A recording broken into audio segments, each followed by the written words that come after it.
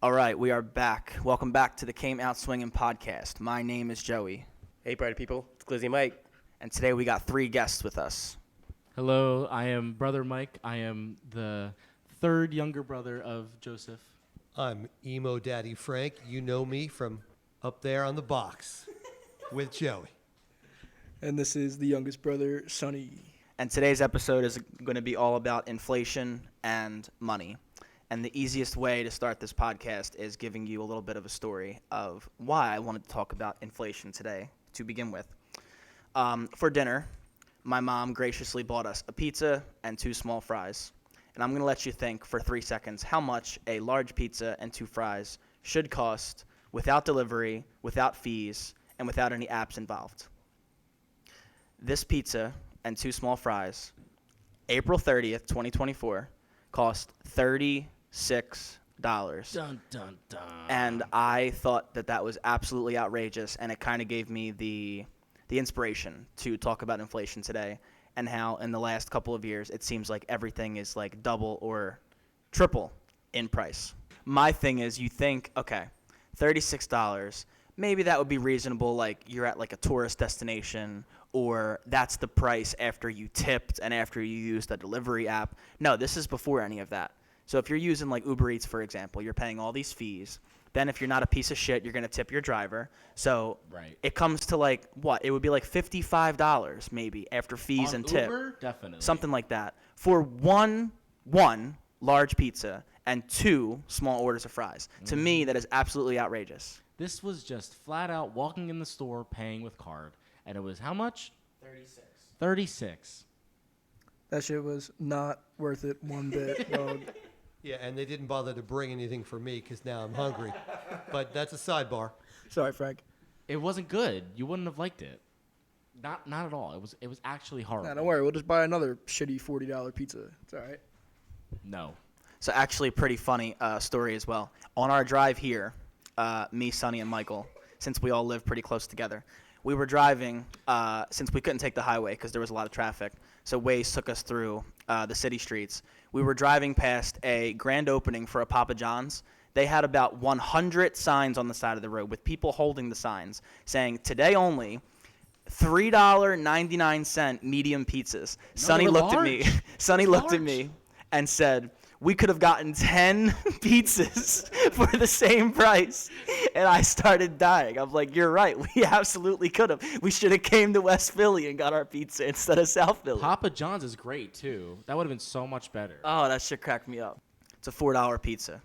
Crazy. Nuts. Absolutely crazy. But back on topic. My point is, I was just like kind of dumbfounded. I'm like, how far has inflation got to where you put that into perspective of, I was telling Frank earlier before we started recording, that some people, since the federal minimum wage is still $7.25, which is absolutely ridiculous, to some people, that $36 price tag is about 5 hours of gross working, not even networking.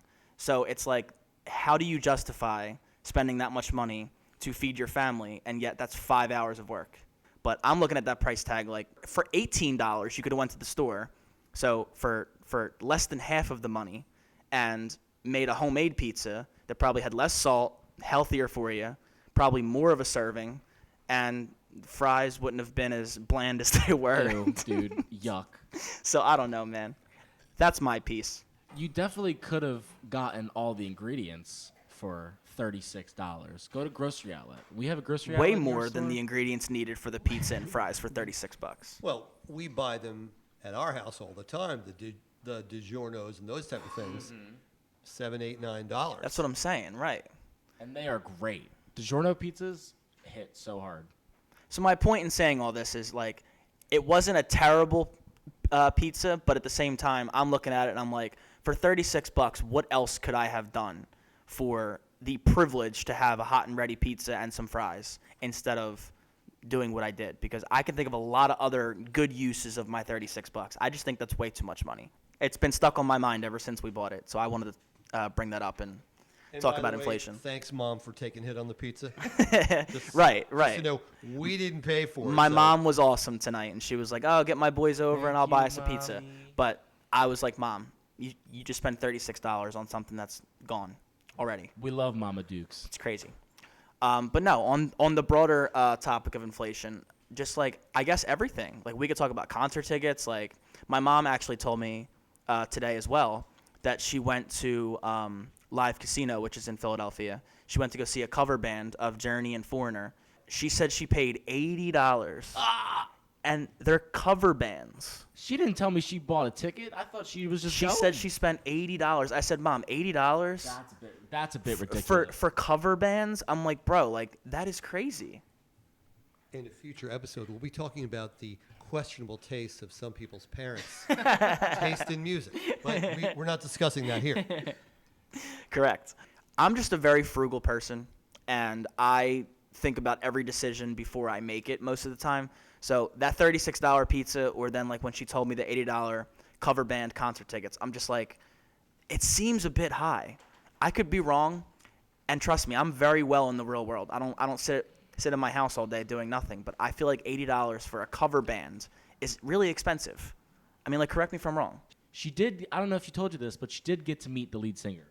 She which did. Is cool. I guess that made the $160 price tag for both tickets All worth it. by chance, though. The lead singer of a cover band. I'm sorry. For that price, Steve Perry better be sitting on my lap, Right. just for the record. But I want to point out, going to a casino, by definition, it's expected that it's a money pit and you're going to overpay. So there is a little element of that. Bring back $30 Warped Tour, please. My boyfriend is obsessed with Billie Eilish. Billie Eilish just announced a tour. Her tickets are not friendly at all either. They are pretty expensive. Like, up there, like $300. Same thing with 21 Pilots. And this isn't a festival. This is just a one-day concert that'll last 3 hours, maybe. Keep in mind, folks, that the finances of concerts and musicians has changed dramatically with a lot of on-stream music and all that other stuff. And not that these things aren't expensive, but part of that is driven by those factors, which you can't ignore. Artists don't make money selling CDs or records anymore. Right. They don't make any money on streaming. The only place artists can make money is at a live event, right? And it's a perishable, and it's a, there's not a lot of it available. That has a big impact on the tickets. But yeah, it's still expensive. You make a very good point, Frank. Now, if it's not for the vinyl snobs like me who've gotten into vinyl over the last couple of years, because it seems like every band's putting out a vinyl now. Some bands are doing cassettes. Some bands are doing like limited edition like merch. Bands are like becoming clothing brands. Bands are becoming clothing brands because they have to. Because like Frank just said, they're not selling CDs anymore. Vinyl sales aren't what they used to be 30 years ago, 20 years ago even. And the only way they can make money, especially in this monopolistic society of Ticketmaster and Live Nation, is at the live events, which they also have to share a portion of that with the venue, right? Yep. And they have to share a portion of their sales with stagehands, right? And I want to make a point. If there's a band you really love, buy the CD. I'm a CD guy. Yeah. Buy the hard media, because then they get a real piece of that. That's actually putting money in their pocket. Very true. And then if you download something, you've bought the license. So anyway, buy the CD of the band you love. It's a good point. I'm just like Frank. I have a CD collection and a vinyl collection. Frank, I have a question. Yes. Do you mind sharing your age for some context here? I do not mind sharing. I'm a hell of a lot older than all of you. Yes. If you don't know Frank, if you've never seen him, he Of course they've seen me. There's the ego. Frank is 59, turning 60. So I have to ask this question, Frank. How much was a concert back in the day for floor tickets? So back in the 80s, right, floor tickets might have been $20. That's crazy. Okay?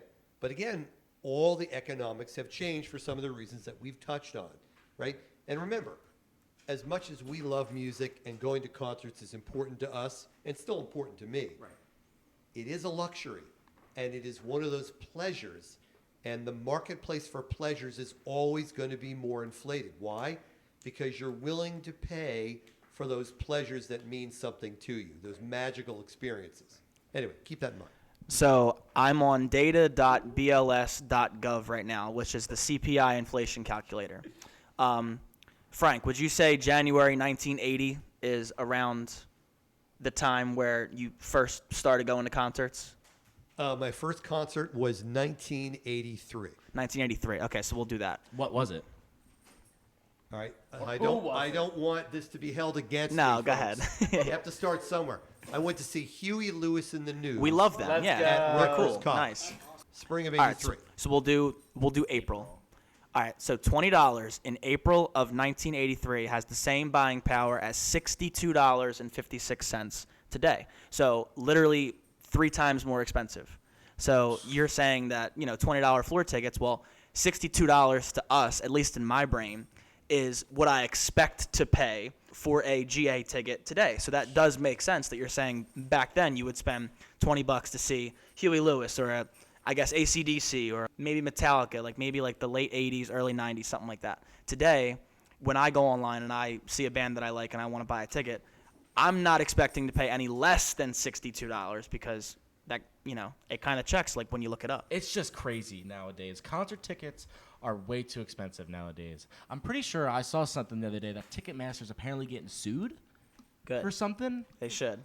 I don't know if it's something about a concert, like a specific concert, or if it's just Ticketmaster pricing in general. Well, they're constantly being sued for monopolistic practices, whether that is the case or not.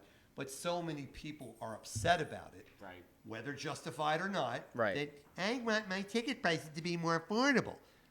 A lot of it's driven by that, but that's what they're in the news for. Exactly. The moral of the story is, in some industries, the bubble needs to pop and the Fed needs to stop printing money because it's getting out of hand and it's hard to even exist in today's day and age with the price of some things. And like I said, creature comforts that we've touched on in past episodes, like concerts and like music, are literally some people's therapy, like me. And if it's going to keep getting more expensive, it's going to get to a point where it's an entire group of people that are not even going to be able to experience some of these mediums anymore because they can't afford them. And this is just concerts we're talking about. Right. There's a lot of other things that everything in today's day and age costs money. Too damn high. Do you know how much it costs to get waxed twice a month? Sonny, you know what I'm talking about, right, bud? Well, you brought it up. Don't fucking leave us hanging. How much does it cost? Well, it's none of your business. It depends on whether you want the whole package or not. You want a landing strip or you want a glass surface. And I guess it depends on where you Subject go and for another who you one. talk to. And Frank, I want the whole package. It looks like you got a little more hair than I do, so Where are my legs? we'll talk about that price offline. yeah. So it just seems like everything's just crazy expensive. And I guess we'll transition now into something that I've been doing for the last 2 years, and I've been seeing the rising price, especially with some of the headlines that I've been seeing, is college. Yikes. I'll start out by saying that right now I'm very privileged and I'm very blessed that Uber is paying for my college. Now, it's not as cut and dry as you think. There's, I think it was 63 pages of fine print that I had to read. That's not fun. But when all is said and done, it's pretty much part-time / full-time work, and they'll pay for the entire thing, most of the entire thing. The only thing I have to cover are books and some fees. So I've spent about $900 in the last 2 years and 3 months. They've spent after FAFSA and after grants, I think it's $16,000, $17,000. Wow. So it's nice. That's towards tuition. You paid $900 towards tuition. I've only paid that is not tuition at all. Oh. That's books and fees and okay. stuff like that. I see. All the tuition is them. Wow. But the reason why I bring up college is because I have 2 thoughts on it. First of all, I've seen just from the receipts on when I first was in college versus now, the tuition for session A and session B versus 2 years later, this past month when they just covered the tuition, it's gone up $300, $400, and that's just one session. So that's 4 times a year. So per year, it's $1,200 more now each year, which has been nuts. But on top of that, my thought is if Uber wasn't paying for college and if I genuinely didn't care about doing something specialized, I wouldn't go to college at all. I am in the boat that it's 2024. Internet is everywhere. We all have smartphones in our pockets. You can learn pretty much anything online besides specialized. Chemists, True. Anything to deal with, yeah. you need a laboratory, and you can't really kind of do that at home. Can't. But I want to emphasize a point here. It is available on the internet. You could sit down tomorrow and say, I'm going to learn chemistry, general chemistry. And then you say, I'm going to learn organic chemistry, right? You can do all of that learning essentially for free online. Right. Where you need college or some institution is some sort of official measurement or certification of what you've actually learned. That's a good point.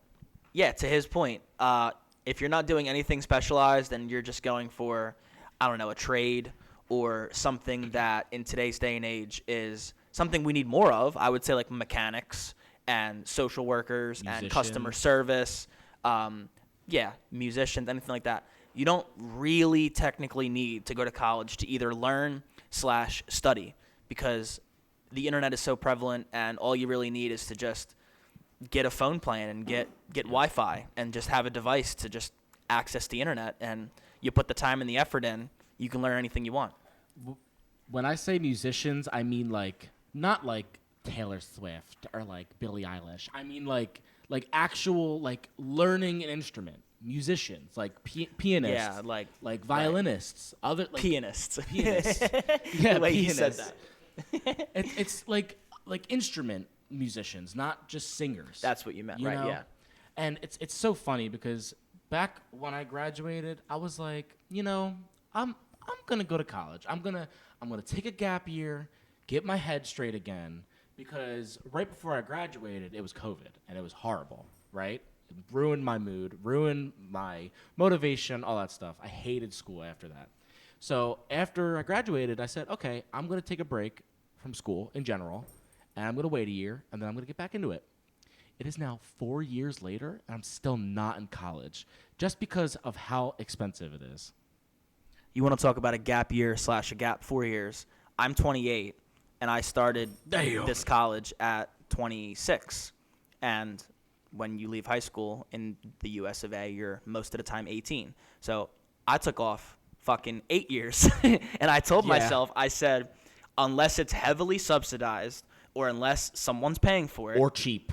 or right, like community college if I really wanted to go, I'm not going to college because I don't see it worth it. I said that then, and I especially say that now because a lot's changed in the last 8 years, especially with online and like internet being everywhere and smartphones getting Definitely. crazy and stuff like that. I don't think it's necessary unless you genuinely want to do something specialized, and that just comes down to your personal preferences. With Michael and I being a couple years out of high school, I can think of like a couple people off the top of my head who just decided strictly not, like they wanted to go to college, but they decided not to strictly because they couldn't afford it, their family couldn't afford it. And so they decided, okay, I'm going to take a gap year or 2 or 3, even just to, 4 just, for me. just to get enough money 8 to for even Joe. be able to afford it, to even have the money to be able to afford that. And then Right. on top of that, you got to be able to afford to live. You got to be able to afford to get there and back, this, that, the third. It's a lot, and I think it's ridiculous. I don't think it's necessary in today's day and age. Right. See, now here's my thing. My friend, I'm not going to name her name because it's classified, but she works and is a full-time college student. She works like almost 40 hours a week full-time and is a full-time college student. She has no free time because she has to keep up the money to pay for the tuition. And she goes to Drexel, one of the highest paying colleges in the state. Personally, I think if you're going to go to college, you have to plan out and plot your future. Exactly what are you going to do with this degree? You can't just get a degree in underwater basket weaving unless you have a plan with that, right? So if there is a way forward, like you have connections with some kind of company or some government organization that is going to take you for like whatever degree that you have, you're just checking the box, sure, by all means. But if you're just going to college for the experience, it's like, oh, I want to get some education, but you're not really thinking through what you're going to do with that education and market yourself afterwards, you're wasting your time, you're wasting your money. Exactly. That's where college becomes a scam. If you're not intentionally thinking through what you're going to do with that degree, you're wasting your time. And let me chime in on that, because I have an advanced degree. I've taught at colleges and universities, and I've taught at community colleges. Right now, the best value is community college. because certainly for your first 2 years of college, it's essentially a check in a box. You're taking a lot of general classes. So if you don't have the money to afford it, right, you don't double down and go to an expensive 4-year school just because it sounds like fun and that's what mom and dad did. It's a much more serious business proposition, Glizzy, as you touched on, than it was back in my day. Okay? And another point which we can discuss is the ease by which you can get a loan to go to college. Very true. Right? But the problem is, if you say, hey, I want to go to this 4-year school, and it's 40 grand a year, you sign up, you do your FAFSA, you do your online stuff, and say, yeah, here you go, here's 30 grand a year. You're digging yourself a hole financially that you're not going to be able to get out with a lot of majors. Yeah. And federal loans, there's no getting out of those. Right. Okay, so anyway. You're totally right, Frank. You definitely do need a goal to go to college, because if you don't have one, you're going to just waste your time and money, like Lizzie said. The landscape of how things were, not to call Frank old, in Frank's time versus Back our in his time, day. in all of our 20 and 30-year-old friends' minds and even our minds. It's such a different time and different place when it comes to how we go through things and why we go through things. Back then, I guess it was the norm and the cool thing / the right thing to do. Well, the value of an undergraduate degree has dropped because the more people have them. The standards are not what they were, but here's the key point. The affordability of a 4-year degree. You could go to college a little more casually back in the day, and you weren't going to be bankrupt. Yep, and that's the whole point of it, right? So you could get away with being a little more, I'm just going to go to college and check it out and have some fun and get some degree, but now I got that piece of paper. You talk about inflation. The cost of college education has increased multiple times what inflation has over the last 4 years. And there's reasons behind that. And that's my point. It's the bang for your buck. It's the I can't justify, if Uber wasn't paying for it, what I've genuinely learned, first of all, has been great things. I've taken health classes, I've taken psychology classes, I've taken business classes, I've taken management classes. I've learned a lot, and it's genuinely shaped my mindset. However, have I learned almost $20,000 worth of stuff? I don't know if I can say that that's the case. Not at all. And I'm only 2 years in. So if I spent that 20 grand and I'd be sitting here saying, was that 20 grand worth it? Did I put myself in debt? I'd probably say fuck no. So that's my point. That's Uber's problem. I'm only doing it because they are paying for it and because I know I'd be a fool to say no since I'm already still doing it as my full-time job now. So I'm going to seize the opportunity. And on top of that, what I want to do in life, it'll be a really nice degree to hopefully propel myself into it. Yeah. So I'm making a very smart and justified choice versus when I was 18 and all my friends were like, oh, I'm going to college just to go to college. I'm like, why? That sounds stupid. You shouldn't just do that. Waste of money. And that was 8 years. No, that was 10 years ago. Phew. So things have definitely changed since then. And I'm glad I didn't listen to all my friends. Yeah. I mean, I feel like jobs, this should be a norm for most jobs now in this day and age. Like, I applied to Target a little bit ago, and one of their benefits was college tuition. And that's great. That should be a norm for most jobs nowadays, because most jobs are with people that are around me and Sonny's age. Young people who are in college and need to make money for tuition. So I feel like working as well as getting a free tuition should be the norm. McDonald's does it? And by the way, I have one of those Target baskets that I accidentally took. And if Target's listening, I do plan on returning it. So just so you know that. They don't know where we are. Frank. I wasn't expecting Frank to say that. That made me giggle. I would say an even better point that can kind of go into our next point is I would say these corporations, just instead of offering college tuition as a benefit, how about pay your fucking workers more so we could live in Right. this fucking inflation and stop If being so only. fucking greedy? How about that? If only. I could tell you so many examples in the last couple of months, I'd say, of the passengers that I've picked up, and they'll be telling me things at their workplaces that just make me shake my head. And, you know, technically speaking, even though I do, quote, work with Uber and Lyft, I'm not an employee with them. I'm still on my own. I'm a 1099 employee. I'm an independent business contractor. So they can't boss me around. They can't tell me when to work. They can't tell me I have to go to work. I can't take this day off. I'm in charge of who I pick up. I'm in charge of the hours. I'm in charge of the money. I'm in charge of everything. So that mindset has enabled me to compare and contrast with other people and seeing what other people have to go through and how these companies will nickel and dime, get rid of someone's job because they know they can get some other sucker that they can pay $3 less instead of giving you the $3 raise is despicable. I see a growing trend of companies just being extremely greedy because of robots and AI, and Ugh, don't they're even get me finding started. different ways to phase out humans. And it's a really dystopian way of thinking about the future, and it's sad because I like to say this all the time. I'm 28. If I'm lucky, I have 60 more years. So I have to sit here and I have to live in this future that's slowly but surely changing. It's scary. I'm worse and very worse. excited, but I'm also very scared at the same time. Joe, do you know what minimum wage is in Philly right now? It's the same as the federal, isn't it? It's not great, I'll tell you that much. I could have swore it was the same as the Fed. Well, how much is the Fed? $7.25. Mm-hmm. That's fucking insane. You want to know how much Delaware's is? Like 11, $13.25. 13, yeah. What Jersey's, the I hell? think Jersey's up to like 12 now at this point too. Jersey's higher 12, than the Fed, yeah, something That's like that. ridiculous.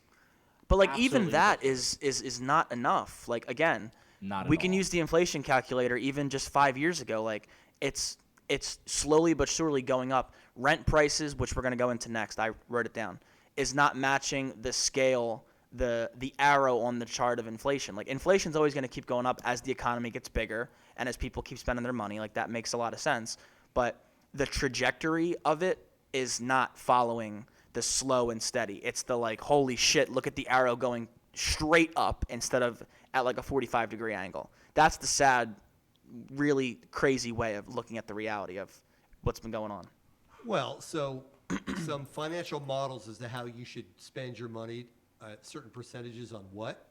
Your rent and your mortgage should not be more than about a third of your income. A third, okay. Okay. That leaves you room for, say, a tenth or 15% on a car or your transportation. Right. Right. And when all your other expenses are done, it leaves you with the opportunity to hopefully, ideally, save 20 to 25%. Right. And that should be everybody's goal to, no matter how much you make, live within your means and save some money. Yeah, that's the kicker. Live within your means. Like, if you're 20 years old, you don't need a brand new car. If you're 20 years old, stop going out and buying the brand new everything and the brand new iPhone and the brand new this. Maybe it's just me and my frugal mindset, and I get made fun of all the time for thinking cheap and being cheap, but I have money saved up for a reason. I don't care. It's not a big deal to me. You can all keep making fun of me all you want. Literally, we're one of the 13 colonies. We should be rich. We're Rich. not. We're not at all. Philly sucks. So let's go into the housing market and rent in particular, because Yikes. to piggyback off of Frank's point, if you're making minimum wage, so A we'll do baby. 725 times 80 hours, which is a 2-week paycheck. That's $580 gross. That's not even net, okay? Let's times that by 2. So pretty much every month at a minimum wage job is less than $1,200. There are places in the worst neighborhoods in Philadelphia that have $1,200 rent payments. So if all of your money that you're making is going right to rent, what's left? You're not you have nothing left. So this is why a lot of people need to either be with roommates or put themselves in debt or, rack up crazy credit card bills, because some people have to. And that's sad. It shouldn't be the case. I've had a lot of older people that I've picked up tell me that minimum wage jobs are only for people that are right out of high school, and they're for the elderly that don't want to sit at home, and they're for the person that has a broke leg, like before they get back to their normal job. That is such an excuse.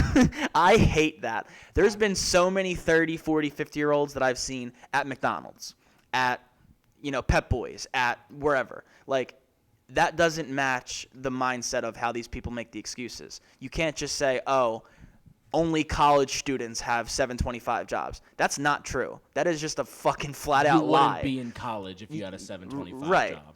I was lucky enough to make 12 an hour. That's barely passing. Our mom, she started renting the house that we currently live at in 2010. I think it was 2009. 2009.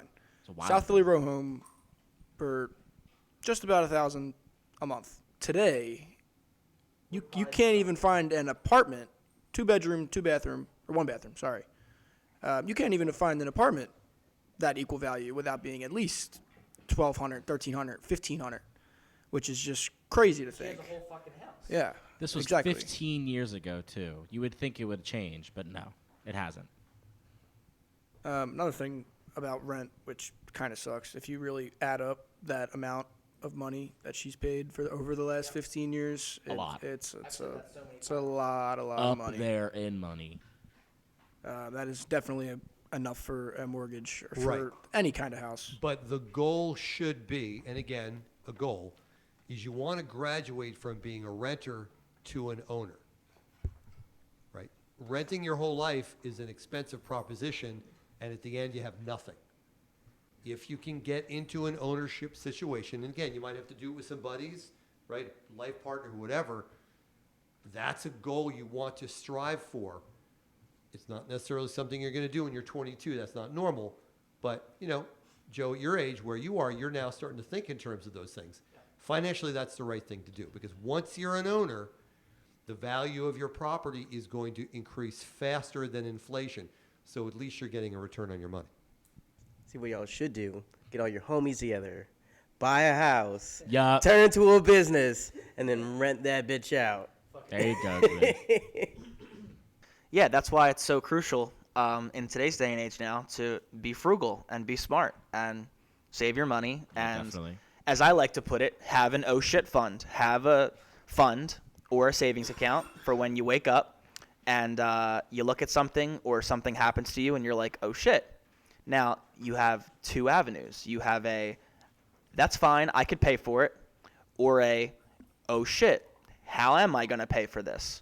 So clearly the former is better than the latter, because if you can pay for it, the situation will last most of the time less than a full day, and it's just the mental of getting over it.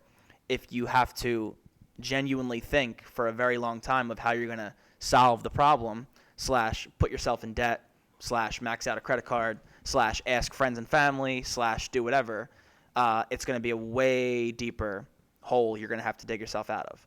I've been saying that for almost 10 years now, because there's been so many times I've woke up and something happens and I just go, oh shit. But most of the time, not all the time, but most of the time, it's as simple as just being, I guess I got to just spend some money and fix the problem or figure it out. That was me this morning. If you can't do that, then it's going to be a way bigger headache. So the sooner you could be frugal and start thinking in terms of, maybe that one purchase isn't worth it. Maybe I shouldn't buy the newest thing. Maybe I should do this instead. Maybe I should walk. Maybe I shouldn't Uber. Maybe I shouldn't do delivery. Maybe I shouldn't do whatever. When you start thinking that way, it becomes addicting. I've been doing this since 22, I want to say now. So it's been like 6 years of just nonstop every day thinking like 3 or 4 times before I make a decision, is this the right move? And when you start doing that, yeah, it's annoying at first, but like you get used to it, I promise. Yeah. You start to see the money start saving and saving and saving, and you start forming a mindset around it. And depending on who you're around, or like depending on who you're talking with, they either may not get it or they don't want to get it. Maybe they understand it, but they're like, yeah, that's not for me. I like the finer things in life. I like the bougie things. That's all fine and well. Go have fun and go experience it. It's just don't live outside your means. Within a reasonable amount of time, you're going to get a mortgage and you're going to own a house. And then all of a sudden, all that sacrifice and self-discipline is going to pay off huge. Yep. And then we'll all be going to your place for parties. We're going to go to my place to film the podcast when I get one. Maxwell, you have something you want to say? More treats. Put He- all your money in treats. He's thinking about it. He'll get back. There he goes. Yes, there it is. You are absolutely right, Frank. I think about that literally every day. I know it's going to be worth it all one day. One day I'm going to wake up and be like, this is why, for the however long at that point, I've thought this way and acted this way and put through all the like, haha, Joe's doing this. He's not spending $10 on the. because that $10 really adds up. And like that's what I tell people. Yeah, I'm not saying, not live and like sit in your house all day and be a freaking hermit, but I'm also saying like there's many different options for every single decision. It's not just I'm going to do this because I can. You should think, what's the best way to do this? Because if you have the option, think before you act. Yeah, to add on to that, you touched on a lot of good points about being frugal, but I think in addition to that, you need to have a good strategy with your money. So you can, stuff dollars and dollars into your mattress and save that way, but your money's not doing a whole lot with you. And we already talked about inflation, how it grows year after year. Your dollars that you're stuffing in your mattress are going to be worth less and less over time. Breaking Bad core. Right. So you want to come up with a couple different strategies that work for you. So we talked about the shit fund. So that's like if you're just starting out young, figuring out how to manage your money appropriately, you do want that emergency fund. So what you can do is look into like high yield savings accounts, where like the interest rate is like you can find different bank accounts that have like 5% interest rate, where you stick like $100 in there and you're getting 20 at the end of the year. I mean, like, check my math on that. I'm a poli-sci major, so right. But that will lead you to more financial stability down the road because your money is working for you, as opposed to getting your regular bank account that only offers like a couple cents every year on interest. Then on top of that, when you're a little bit more financially stable, start investing. Right. You don't have to go too crazy with it. You don't have to play the stock market like you would at like a casino and just gamble on things. Absolutely do not do that. Do your due diligence when you're investing in stocks. But the easy button is just hitting like an ETF, right? It's just a group of different stocks that are bundled together, and they usually perform pretty well. So just grab a couple ETFs, with your fund money, like stash that away. It grows immensely over time. And then if you're fortunate to have some kind of job that offers some kind of retirement plan, most businesses nowadays offer some like 401k kind of deal where like they may do some matching, like pay into that early. Yeah. So, take the time, get financially literate, and look at different options that can help you on the long run. Because just stuffing your dollars in your mattress isn't gonna do you any justice. So, do that research. Everyone's got a phone. If you're listening to this podcast, you're connected to the internet. Right, exactly. Right. You can Google this stuff. And there's a lot of financial tips that are out there that can really set you up for success down the road. See, I unfortunately, I did that once in my life, and it was last year right before we went to Vegas. I was at a steady job at the time, and I was actually putting money into my savings account. I never do this because at my old job, I didn't really make that much to be putting into savings, because what I made was what I had to spend on a weekly basis. I couldn't put any into savings. One week, I actually had enough to put some in my savings, and I did that. It was in my savings for a good, I want to say, 2 weeks to 3 weeks. Saved it right before we went to Vegas, and as soon as we got to Vegas, I blew it all. And I'm not good with saving money at all. And most people aren't. Most people aren't good at saving money. But like Glizzy was saying, you have to have a goal. You have to have a mindset of what you want to save it on, what you want to do with that money. Me, it was spending it in Vegas. So, yeah. Very good points from both of you. And you're both extremely right in a lot of different ways. But the biggest way, and the first thing that popped in my brain, was when you're both talking about having a plan and like having a certain goal / the ability to make it work for you / knowing yourself. And that's the point I'm trying to touch on. Before I moved my sum of money, my main savings account, to my high yield savings account is what Glizzy was talking about. Before I did that, first of all, I just want to point out for the record, he's exactly right. Instead of getting a couple cents, I now get I think my last payment was $66 every month because of the fucking interest payment versus the 0.001 I used to get, which used to be literally, no joke, not even lying, 12 cents per month. So instead of 12 cents, I'm now getting 66 fucking dollars for free. So my money is in some ways working for me, not to the best of their ability yet, but they're starting to. Say you do have a savings. People today don't have the financial discipline to just have that savings. They just will spend it on a crazy decision. And I'll give you a really good example. And the thing I was about to say was before I moved my money, I had it in a separate bank account from my checking. Now, the reason why is an extremely simple reason. Because it requires more effort and more steps to spend my own money.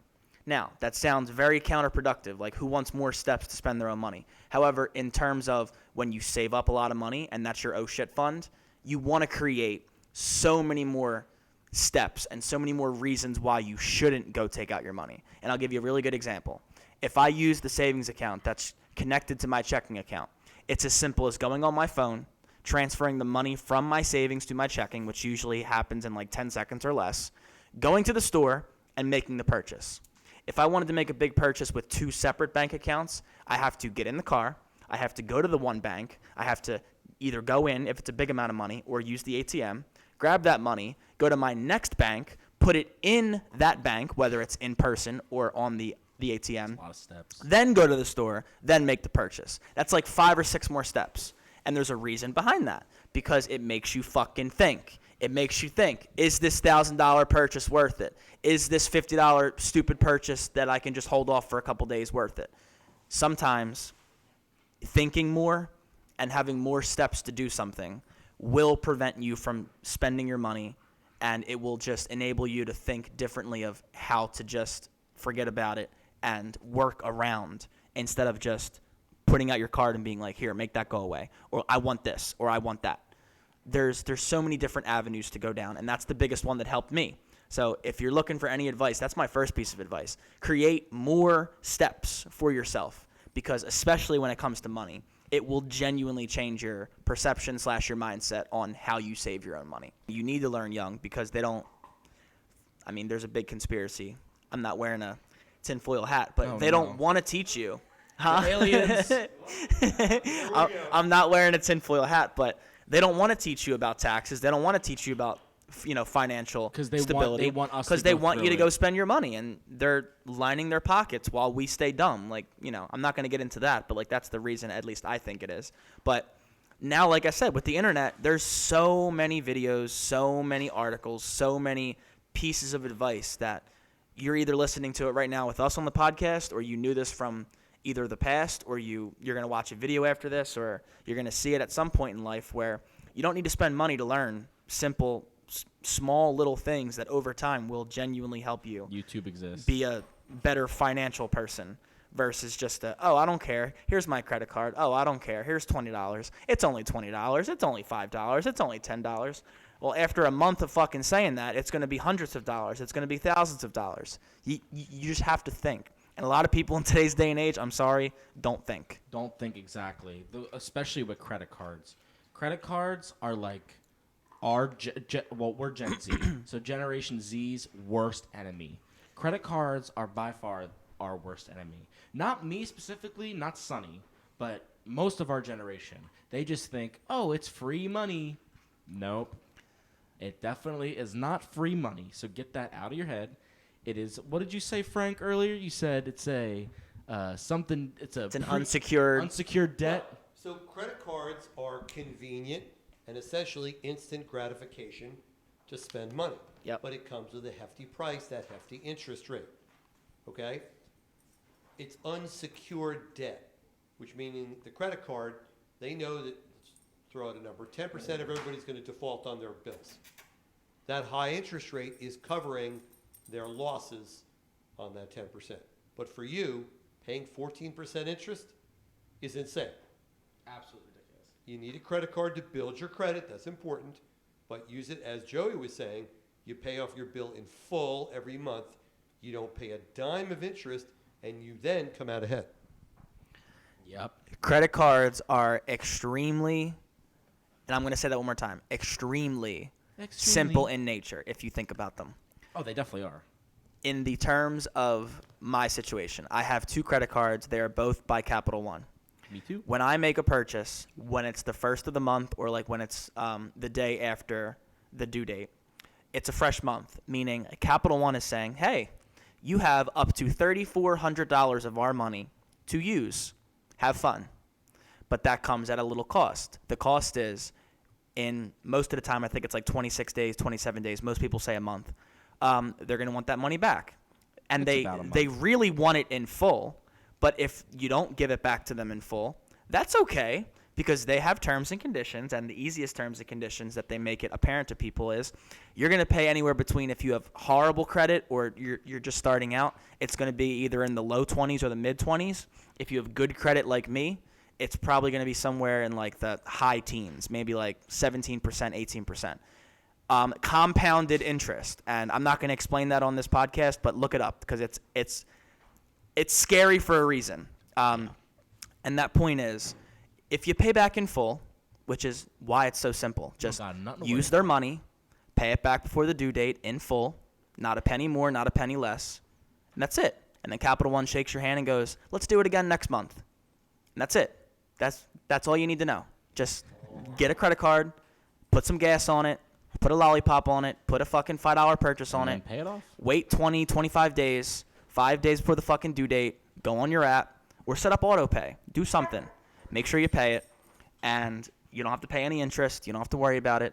It's super simple. You shake their hand, and, you know, it's nice because there's been many times where I don't have the money in my checking account at the time for, like, a big purchase, and it's just the convenience of just being like, oh, I could put it on my credit card, and then in 2 or 3 days when I go to the bank, I can worry about it then. It's not so I can just be like, oh, I'm stealing Capital One's money. Ha, this 2000's mine now. No, it's not. And it's going to stay on your record, and your credit score is going to dip. And then when you're at my age in life or a little older than me, when you're trying to get a mortgage or you're trying to get a lease or you're trying to get a whatever, these people are going to laugh you out of the bank. They're going to be like, ha, you got a 400 credit score. We're not giving you any money. Like, you're not smart. You're not frugal. You're not thinking of your future. Right. I think you actually have to be dead to have a 400 credit score, but I just not quite sure about it. Like you're not stealing their money. They're stealing your money. If you don't In the long run, yes. If you don't pay all of it in the month, this is the way they think. Me take your money, you pay more. That's how they think. Because if you say, for example, my credit card bill is $80, that's usually how much my credit card bill is a month. I've been dwindling, but it is. If I paid $20 of that $80 and I didn't pay the full $80 during the due date, they would say, all right, here's some more money you have to put onto it. Because that's and just that's how every life goes. single time. And if you don't, so say for example, they added $40 onto the already existing 60. Well, it depends on your rate. It depends on how high your credit it score depends is, on your right? rate. My credit score is great, so I don't worry about that. But if I had to, it would be bad. If they added another $40 onto it, that's another $40 that you would have to pay next month on top of the $60 that you already have to owe. So you're basically you can't use your credit card for another month until you pay it off. And if you don't pay it off, that's just more onto it, baby. They also don't make it transparent, and I think that's a part of the problem in a lot of companies today. Not even just credit card companies, just companies in general. They're not transparent about where your money goes and what you're paying and where the fees go and whatever. Like Ticketmaster, for example. You're buying a concert ticket, $40. After fees, it's going to be like $65. It's like $25 in fees. Can you fucking tell me where that $25 is going, Ticketmaster? Exactly. I don't care if it's going to keep the lights on. I don't care if it's going to pay your employees. I don't care if it's going to this one lawsuit that you got to settle. Tell me where it's going, because like I'll feel better about spending $25, even though I think it's a bit outrageous, if I knew where it was going versus, oh, we're putting a $25 fee and, oh, no, we don't have to tell you, so we're not going to tell you. That's a little shady. So my point back to these credit card companies is they make it extremely enticing, especially on my app. Like when I go to pay my bill, the first option always defaults to the minimum due, meaning like this is what you need to pay to avoid a late payment. They're not telling you this is what you need to pay to avoid the minimum late payment and the interest. They're just telling you if you pay this, you're good, quote unquote. No, you're not good. You're not good. Don't ever do that, please. It's so funny because whenever most people, if you don't have a credit card and you don't have a credit score or whatever, you probably don't know this, but they give you, depending on what credit card or what brand you're with, they give you rewards back. But it's nothing, really. I have had my credit card for how long, son? Like a year, 2 years, almost 2 years. I have gotten, I think, maybe $13 in rewards. Well, that's because you have a starter card. Sure. But most of the time, it's still nothing. You're not wrong, but you're also obviously a little younger than me and Angelo. Yeah, Angelo has a better yeah, credit I'm card, younger. and he obviously he has the Angelo got that Amex. he has the Amex. He got that shit. he gets some good perks versus me. Even me, I'm 28. I'm older than Angelo, and even my card's still a very basic card. I don't need all the frills and all the extra perks. It is what it Even is. starting out, you should be able to get more rewards than just $13 after 2 years. I you agree, know? especially if you're a trustworthy, financially stable, making the right decision every month person. I agree. You should get more benefits than the average person, and that's not calling anyone out. But especially in today's day and age, like I said, people are getting these credit cards, maxing them out, and then just, I only have to pay $25 every month because that's the minimum. Yeah. Well, next month your bill's going to be crazy because they're going to add a crazy big interest payment on top of it. Like, they are intentionally making it not simple because they want you to pay interest. That's just their whole business model. That's why credit card companies exist, is to take your money in every way that they can.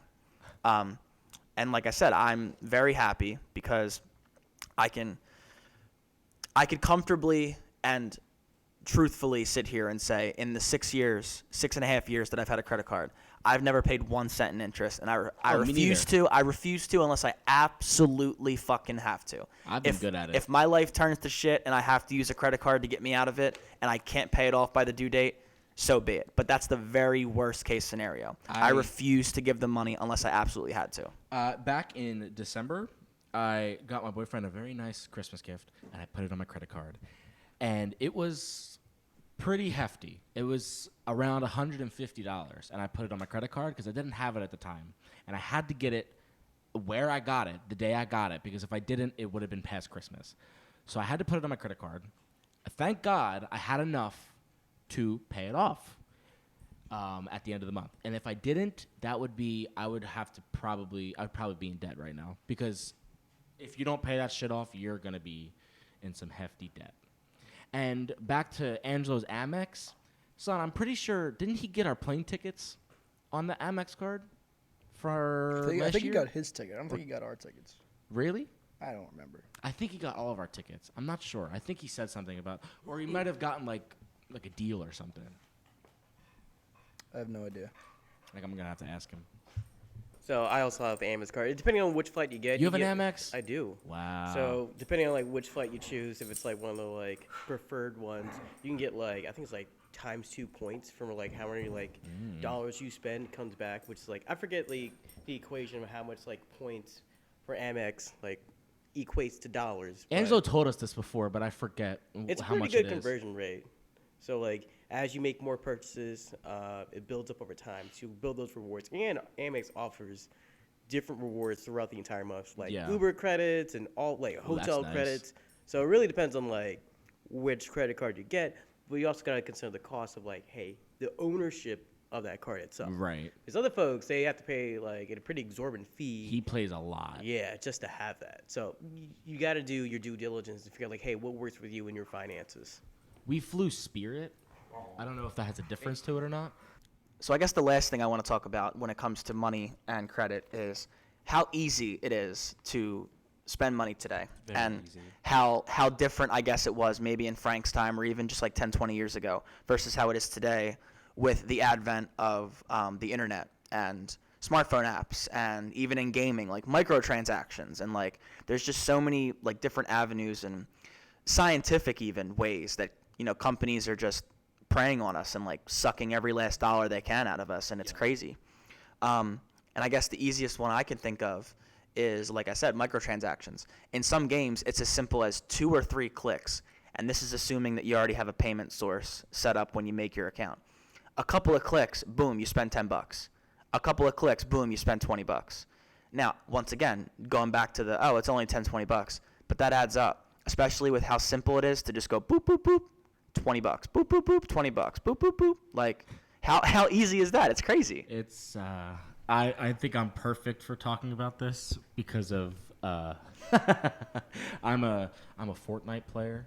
I love Fortnite, and Fortnite does have microtransactions, and they have increments that are not quite friendly. They used to be friendly. They used to be like 1,000 V-Bucks for like $6, was it? Right, son? Yeah. Now it's 1,000 for $9, and they've just been they keep going up. I have my if I were to sell my Fortnite locker, it would probably be like a lot of money, like $8,000 of money. Like, I'm not Fucking joking. ridiculous. Like like a lot of money, and this is spanning over 6 years of Fortnite. So I have quite a lot of money put into Fortnite, so I can't just stop playing because all my money's in that game. There's just like many things nowadays. Like, games are one thing, food's another with like delivery apps. You can just be God. like, oh, I'm hungry. Let I'm an me go on my Uber dude. phone, click a few buttons, and boom, $35 later, I'm getting some KFC that I could have spent $10 on at the store. Right. If I actually got off my ass and went to the store to get it. But it's just the convenience and the just overall like now people are lazy. People are like, okay, why would I get up and go to the store when I could spend a couple extra dollars and just have it delivered to my house? I don't have to do anything.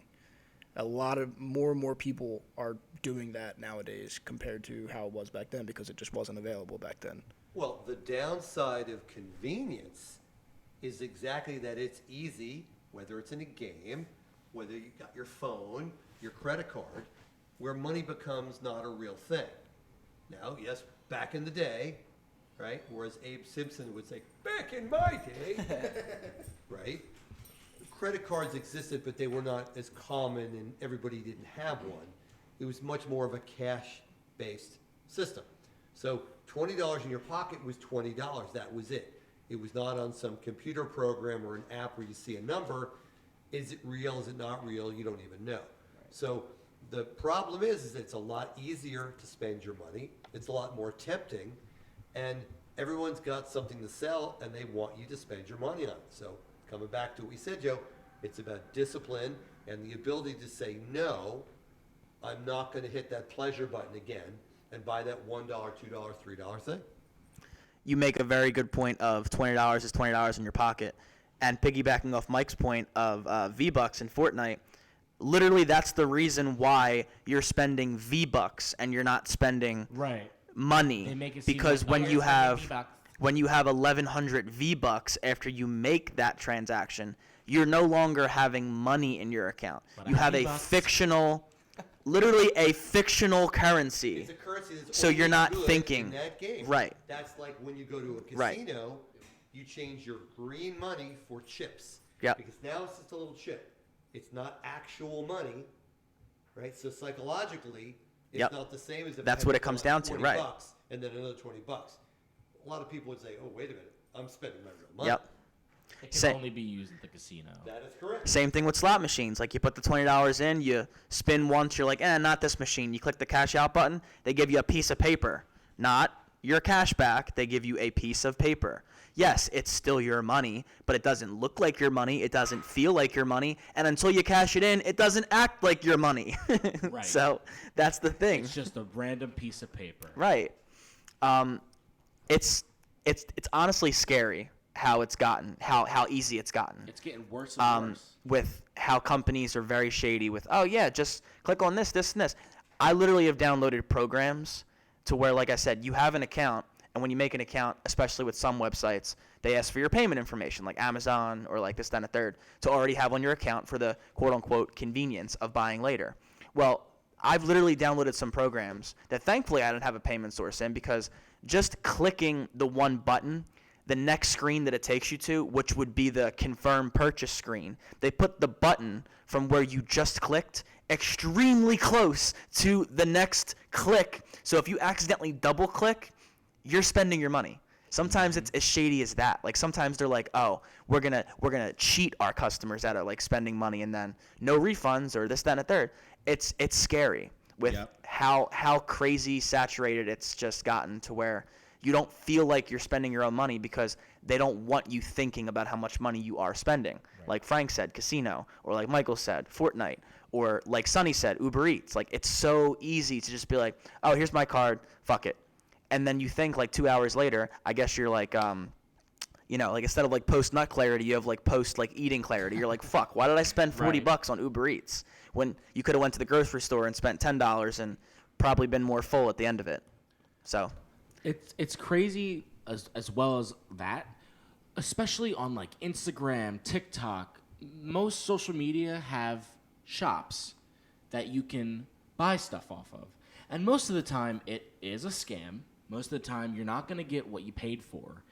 Most of the time it's beauty serum that makes wrinkles go away, or self-folding clothes, stuff like that. Like stuff that is eye-catching, stuff that they want us to buy, but it's not what comes in the mail. We're so eager to buy something that we can't look around and see what it actually is. That's the hard truth about today on social media. Instagram, TikTok, Snapchat, Facebook, they all have shops that stuff can get sold on, especially TikTok. TikTok, there's like freeze-dried candy that is disgusting on TikTok. It's a whole cesspit of stuff. But especially like Instagram as well. There's clothing brands, fake clothing brands that come in completely different materials that they say it is. It's just so crazy. that sounds like a crazy big rabbit hole, and we don't really have time for Yeah, that exactly. today. So we'll save that for another episode. But the moral of the story is basically this. Save your money. Be smart with your money. Know what you're doing with your money. Know that these companies and even sometimes your closest friends are not your best avenue to learn about how to use/spend your money. Do your own research and make decisions for yourself, and don't listen to anyone else, because sometimes the simplest answer is in your own head, but we get blinded by other people. And for $99.99 per month, you can go to Frank's How to Save Your Money podcast. Wow. That's an upsell. That's a will buy microtransaction. Emo friends get a 10% discount. Oh my God. You got to listen to emo music. That's like $5 off, guys. All right. Well, on that note, I guess that's a good point to wrap up. Thank you guys so much for listening. We appreciate it. This was the Came Out Swinging podcast. My name is Joey, and my Instagram is Newport Shorty. Hey, it's Glizzy Mike. You can find me at It's Duranimal. This is Sunny signing off. My Instagram is sunny.casasanto. This is Brother Mike. My Instagram is @267.mike with 4 E's. Well, hang on. I don't know what my Instagram is. It's Frank Gibson something. You know who I am. Frank's Right. Instagram will be in the description. Don't worry. And then we'll give it to Michael for the ending quote. All right, so I was kind of just scrolling through my Spotify playlist, and I found this, and I thought it was the perfect, pick for what we were talking about today. It is "Through the Fire and the Flames" by Dragon Force, and the quote is, "We feel the pain of a lifetime lost in 1,000 days. Through the fire and the flames, we carry on." And that's a wrap. Thank you guys, and we'll see you on the next one.